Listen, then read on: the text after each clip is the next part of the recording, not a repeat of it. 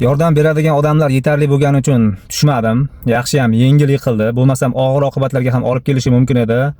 Sababi bu bolacha boyatdan beri hayot uchun xavfli manyovrlar qilib, velosiped rulini qo'yib olib, avtomobillar orasida shashka uslubida harakatlanib kelayotganda, hatto meni qisib chiqib Afg'on o'tib ketdi.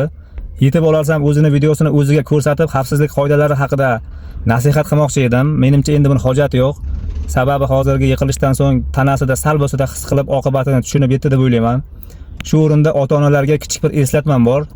Dunyo bo'yicha bir kunda o'rtacha 5 tacha bola velosiped sabab vafot etar ekan. Shuning uchun muntazam har kuni bolalarga xavfsizlik qoidalari haqida tushuntirib borish kerak. Kerak bo'lsa, praktikada ko'rsatib berish kerak. Salomat bo'ling.